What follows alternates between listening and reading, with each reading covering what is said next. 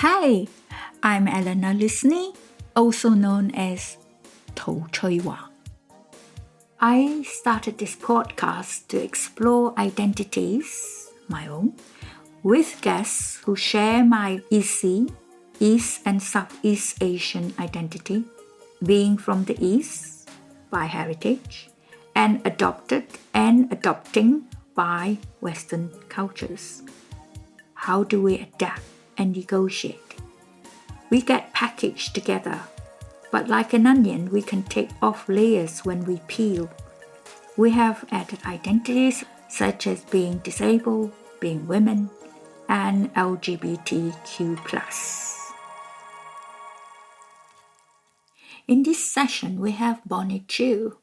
I met Bonnie when she presented her social enterprise Lensational, which equips marginalised women with photography training and digital skills, an enterprise after my own heart. But since then, we've also worked on what co-production means, etc. But to give you an idea, Hong Kong-born Bonnie Chui is an award-winning social entrepreneur, a gender equality advocate, and a leading social impact and impact investing consultant. She authored an investor's toolkit with a focus on girls and young women and has been coordinating the Women in Social Finance network. Added to that, she has also received multiple accolades for her work. The Entrepreneur.com has listed her as one of 30 international entrepreneurs that are really solving the world's problems.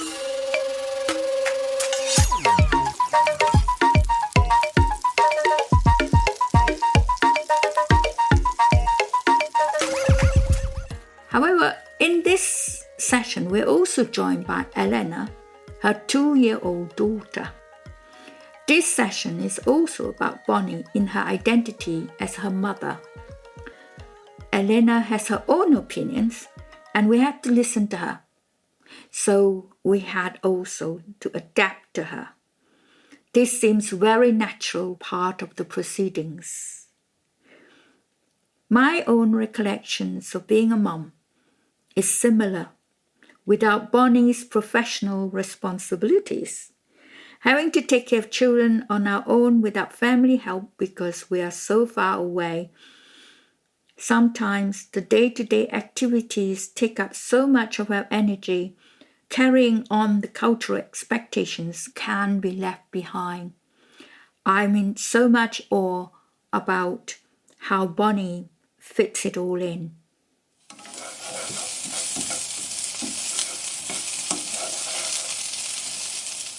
Hello, welcome Bonnie. Thank you for coming today. This is only my second podcast, so I am still learning as I'm going. And before we start, a shout out to thank Oshan for being our technician, and also Ash because they did the music. Let's start with saying, how did we meet Bonnie? Because it was some time back, wasn't it? Well, Eleanor, thanks for having me on your podcast. I know we tried to record something a few years back and the tech wasn't on our side. I remember us meeting maybe around 1 or 2 years after I came to the UK in around 2014. It was the Royal Society of Arts that had a pitch event for social entrepreneurs with their projects. And I was presenting my project, and I think I was introduced to you afterwards as someone that I should be meeting, as you're also working on empowering women from ethnic minority backgrounds. If I remember correctly, it was the photography. Yes. Hello. And hello to Eleanor who's joining us. So, welcome. Yes, she wants to be part of the action. Yes, I was presenting on the project I started before I moved to the UK, which was equipping marginalised women and girls with photography training and storytelling.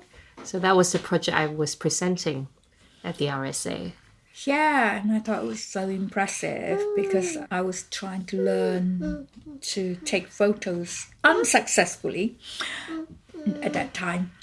And I am in absolute awe when you look up your CV or your profile, all the awards that you won. Do you want me to read them?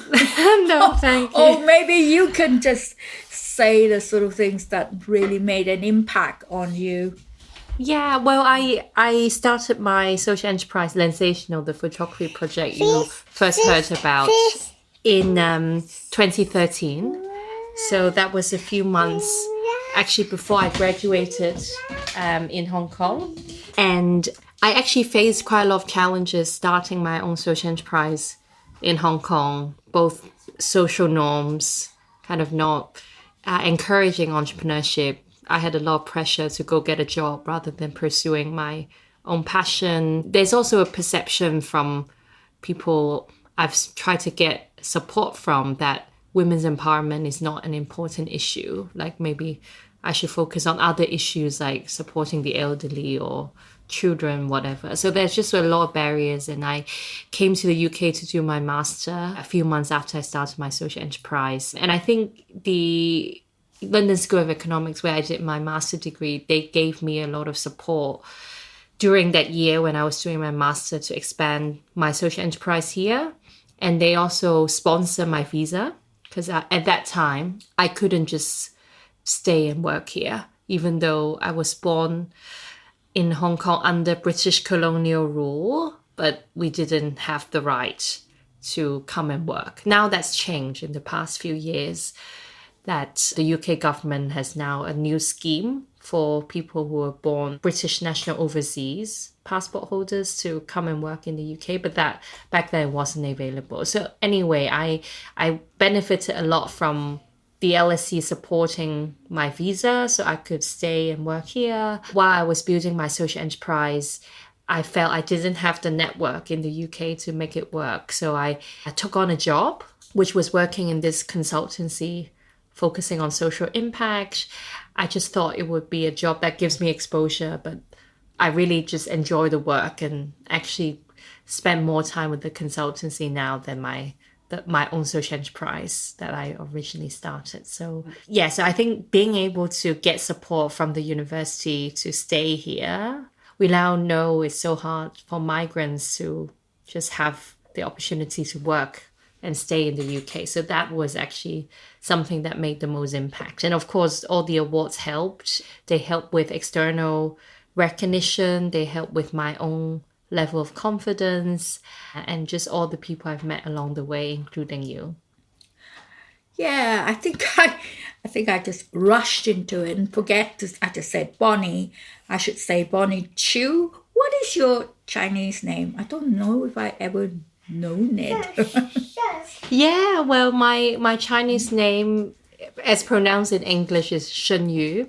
It was based on I think my parents got some naming master to give like 3 you could pay, and they calculate your bazi. I don't know what it's called in English, but kind of your signs and your elements and then what's missing. And so the Analects, I think they call it. You know, there's a book that you consult, isn't it? Yeah. Yes. So yeah, my Chinese name, the first character refers to a benevolent dictator in Chinese history. Like wow. He's the first, he's one of the first kind of kings, I think 3,000 years ago or something. And then Yu is quite a kind of common girl's name. But I learned from my name that I was missing the elements of wood when I was born. And it was interesting. I was raised by my grandmother, and her name is Lin Fa, which is lily. So in the Chinese character, there are lots of wood. So her and I, we really get along very well. And yeah, my family still says because my grandmother raised me and she has all those wood elements, it really benefited how I live my life. But you know, we're so superstitious. Oh, I don't know. My dad didn't have all that, and he chose our names. I think he wanted me to be a boy, hence Hua, because that's usually a boy's name, isn't it? More neutral, yeah. Yeah, and the Chui is just added to make it feminine. Yeah, my mum had the same thing. So her name, the first word is beauty. And that actually is the theme of all my aunts and my mother in the family. Because often you use one name that's the same and it's another like your name. middle name is the same. Exactly. And then, but her second name is Boy because she's the second daughter and they wanted a boy. They have 4 daughters before 1 boy, so yeah. Yeah, they're always hoping for sons. Yes. We're always hoping for sons. Yes. Sort of, I don't know if that's it's changing now. Is it? Yes. Well, when I gave birth, my father was very happy that it was a girl because his belief is that boys are less dedicated to the family. So if we have a daughter... also another stereotype, really. It is. Right? Yeah. So, but anyway, and that fits in very well with my sort of second question, or I didn't keep count. You set up your business in the UK. In fact, you have international offices. Yes. You have them in China. Hong Kong. Yeah. So my own consultancy now, we have 25 people globally, like half in the UK and then the rest across Hong Kong, India, Ghana, and the Middle East. And we have a new staff starting in Singapore. Wow. My mind just boggled. Having to kind of manage internationally must not be an easy task. I'm wondering, how are you kind of managing it? Do you actually think of managing it? I know when I got married, I didn't think about any of these things. I just got married. It was nothing to do with intercultural or... Bao, you want another bao? Oh, she wants bao. Yeah. Do we have another one? Bao. Here we go. Bao.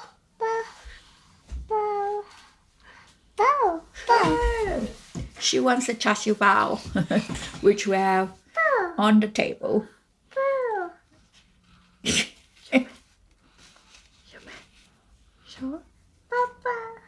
Oh, that's the other bao bao. Yes. Po po. Because we use the same sound means so many things in Chinese. Yeah. So, bao is bread or bun, but also hugging in Mandarin. So. Yeah, we're doing two dialects here. Yeah. I know when I got married, and that was a very long time ago, the cultural differences didn't even occur to me because I was brought up Chinese and then married an Englishman. Upon reflection, I think I would have maybe done it a little bit different have I started over again. So I'm asking you, as a sort of like new mother, not so newly married, did you have any thoughts, or just you fell in love, or... if it's too personal question, just totally ignore it. I'm just curious. I think my generation maybe has more global exchanges than previous generations. I think what you did back then was very rare, but what I'm doing now, I think is very common. But I think that said, there are cultural differences. I think less when it comes to raising the next generation, but maybe more how we pay deference and support the older generation. I think the cultural differences so far haven't really occurred between me and my husband. And if anything, maybe it's better that he's German than he being from Hong Kong. And speaking quite frankly, I think a lot of my male classmates might have the expectation of a wife who would just stay home, or at least who would have a job, but that her duty is solely for the family. So I think maybe Western cultures promote more gender equality, or at least my husband, definitely he's doing 50% or more of childcare. You know, I just got back from a week in Asia and he was the one supporting. And when I told my friends in Hong Kong, they were so shocked that the father would just be alone taking care of the child because it would not happen. Mao. Oh, she sees a cat. Is that a cat? Maybe. I don't see it. But I do think the culture difference come in maybe 10 years from now. If my parents are unwell and I'm the only child, and I will feel the obligation to take care of them rather than sending them to a elderly home. And I think that's when it might be tricky for my husband to, allow us to uproot and move to Hong Kong. But that's a long way away, and anything can change in 10 years.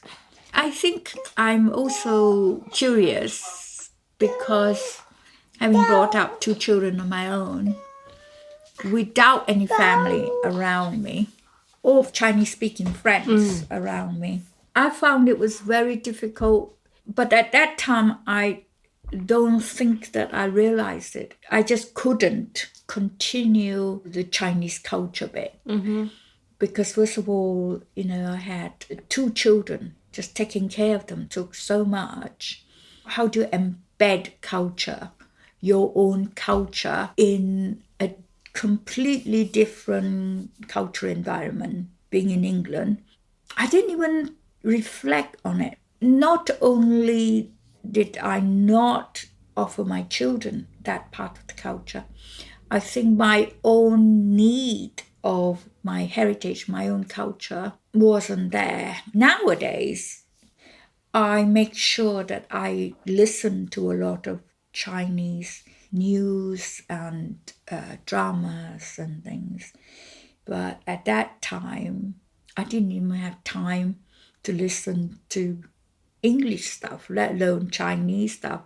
I know that at that time I had Radio 4 all the time in the background, and that was my only source of any time of music, cultures, whatever, from wherever. Didn't even have World Service on at that time. In that sense, I think it is great that I think you have that kind of like international balance, that you're doing business there. But when it comes to being a mother, and I know you speak Cantonese and Mandarin to Elena, but what else do you consciously trying to do, or maybe you didn't or are not? Just I happen to raise the question. Well, I'm doing a lot, and maybe for other people they can feel, oh, it's so excessive. But since 1-year-old, she's been going to Cantonese playgroup every Saturday during term time. That's 1 hour.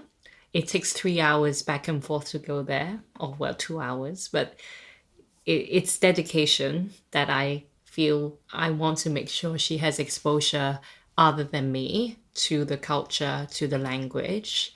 Our friends groups, I'm grateful to have you in major Chinese holidays. I feel I remember we came for hot pot. We also have a few friends who are Chinese, either with both parents are Chinese or one of them is, and Eleanor is friends with their kids. So we try to hang out with people in similar cultural backgrounds so that she also has friends who would speak the same language. And most importantly, I feel very lucky that I have a nanny or childminder close to us who speaks Mandarin, who's from mainland China, and she takes care of Eleanor 1 day a week. So that's been really helpful. I was so touched one day, I dropped off Eleanor with the childminder, and she made some homemade youtiao in Mandarin. So like fried dough, which is often we eat for breakfast. And she made some homemade soy milk as well. And she gave me, and I just felt, wow, I couldn't ask for more to have my sense of identity preserved or even strengthened while being so far away from home. But I'm lucky. I think I wouldn't know how I would survive if maybe we don't live in London, and we now need to move kind of to South London, like next year for better school. And I think a lot of the networks I've built, I'll need to find new ones again. And for me, that's quite difficult to even think about it because I feel so far we've built a really nice network for support. I think this would be of interest to other biracial couples, and the thought of how did you maintain your own heritage? Because I don't always think that integration is always the good thing to have. Eric last week sort of agreed with me because he was brought up in the United States. He's Chinese. His family was with him and all his friends were similar. I hear a lot of voices about East and Southeast Asians brought up here who talk a lot about discrimination, who talk a lot about racism and how they cope or didn't cope with it. And I am wondering how we can help young East and Southeast Asians growing up here to support them to be able to withstand that and to grow up strong, to be able to maintain their own identities, because it's not easy. It's not easy for us that come here from somewhere else and have to settle in the UK. And I agree with you, London is a wonderful place if you're in that kind of identity, because in the rest of England, it can be very insular and isolated experience. Do you have any thoughts on that? I'm beginning to think more and more of that as I hear more and more stories about East and Southeast Asian young people talking about how they felt growing up being non-white, as being a person of color. Yeah, I think, well, I don't have a very good answer. It's definitely something I've considered, and quite early on when we had Eleanor, I did think, should we move back to Asia where she wouldn't face these challenges? But we think there's a lot that London is going for it. And I think, organizations like EVR is raising awareness, and just so much depends on the school that she manages to go to and the friends and networks that we can surround her with. And I think also if she sees that her parents are proud of their cultural heritage, I think that matters a lot. My niece in Canada, growing up, parents are from Hong Kong, but because they felt almost ashamed of the cultural heritage, they didn't speak Cantonese, didn't want to interact with it, even though all their friends are Chinese. I think the more I can show I'm proud of where I'm from, on one hand, it's sad what's happening to Hong Kong in terms of politics, but on the positive side, there are a lot more Hong Kong people coming here, and they are preserving the cultural heritage. There's a new company that's making the famous Hong Kong milk tea and now selling through supermarkets in Hong Kong. I think the more we can show we're proud of our cultural heritage, the more next generation could also feel, yeah, I'm proud of where my parent is from, and that they will want to continue to hang on to that culture. And making sure Eleanor spends time in Hong Kong when she's older, so she also experiences that. One of the things I feel is the Chinese diaspora. It can be very different. For example, we're both Chinese, both Cantonese.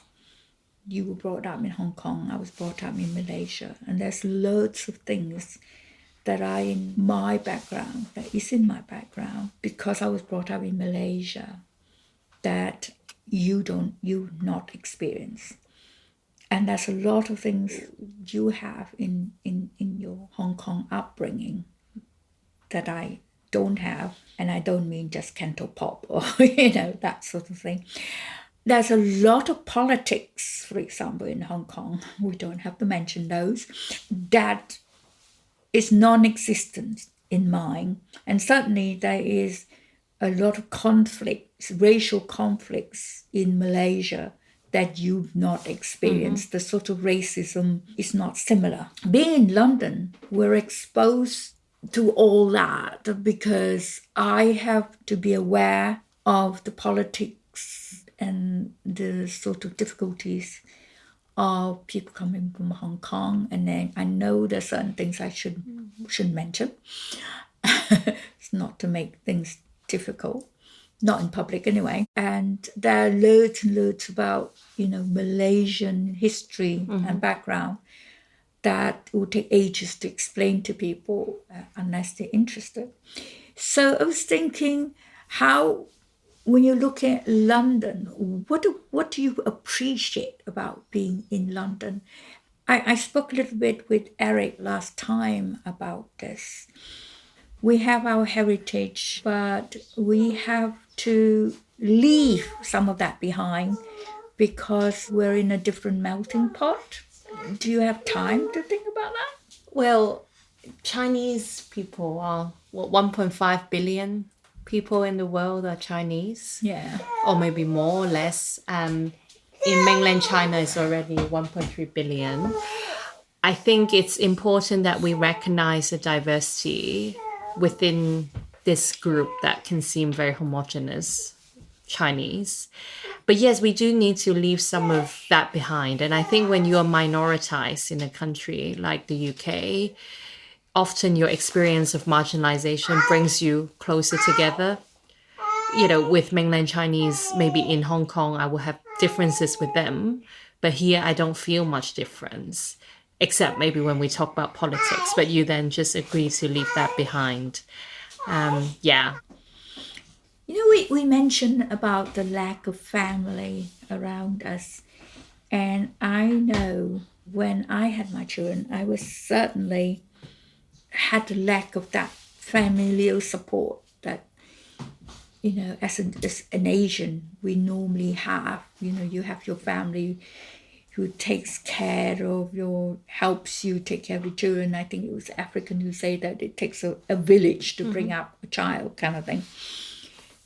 How do you manage it? Because you're running a business, and Martin, your husband, has got his own business. And I know you mentioned you have a childminder once a week. Do you think it's difficult to cope? And how do you cope? Do you think there's anything from the sort of being brought up Asians or Asian women that has any bearing on when we have children? Do we have more guilt? I know when I left my children at childminders, I was feeling terrible, even if I was just leaving them to go shopping. I'm just wondering if you have any thoughts on it. Do I feel whether being brought up as an Asian woman has bearing on how I raise my child now? Well, I was talking to someone yesterday who commented that they feel Chinese women they know in this country tend to be less dedicated to their child. Really?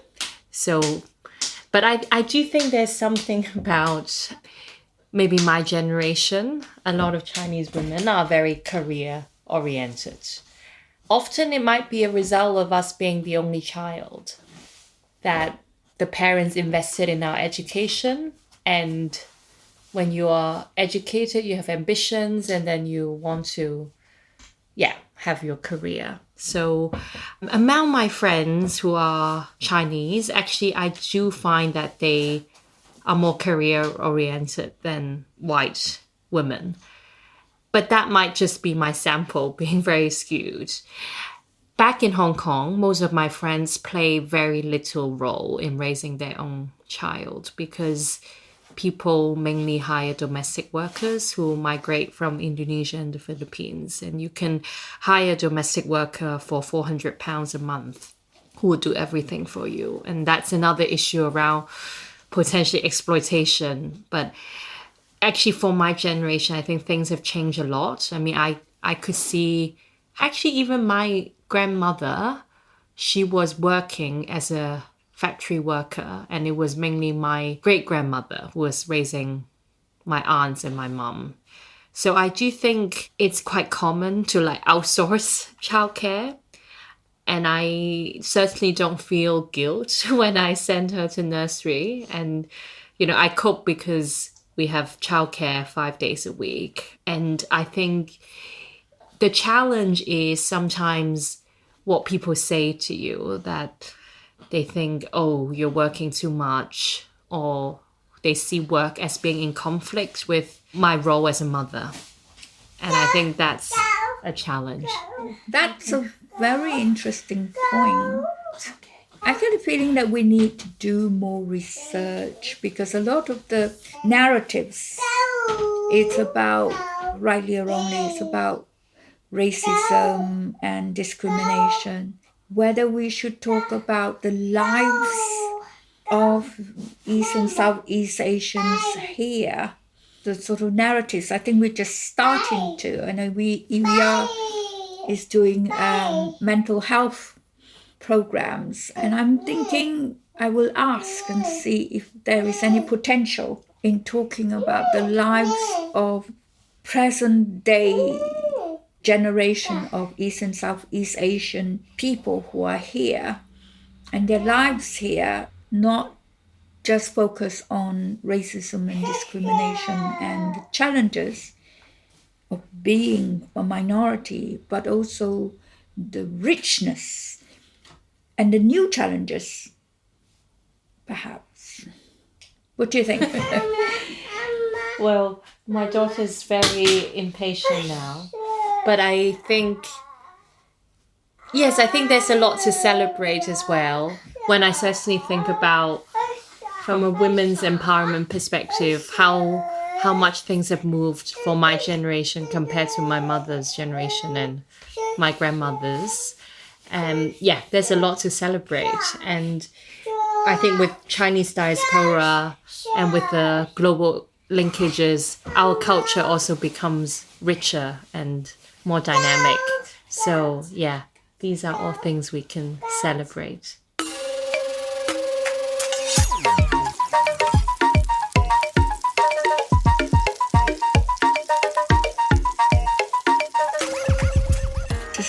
Left for me to say thank you very much to Bonnie Chu for coming and taking time of her valuable weekend. And I'm so glad that you get to hear a bit of Eleanor as well. And thank her for her patience with us. I wanted to explore the whole idea or the whole aspect of being an Asian mother, because there's a lot of narratives about that, tiger mothers, and what Bonnie has said about new Asian mothers or new Chinese mothers putting careers very much ahead. I mean, just like any other woman, whatever nationality or ethnicity, and explore later maybe about are there challenges for new women? Not new women, but how does feminism play into this? And how does the new types of family come into this? It's not just women. I know a lot of friends who are adopting children, who are trans friends as well as lesbians and gay friends. How do the challenge of bringing up children in a sort of multicultural society, intercultural society, what preparations do we have in order to kind of help them grow? Right. Thank you very much. Bye.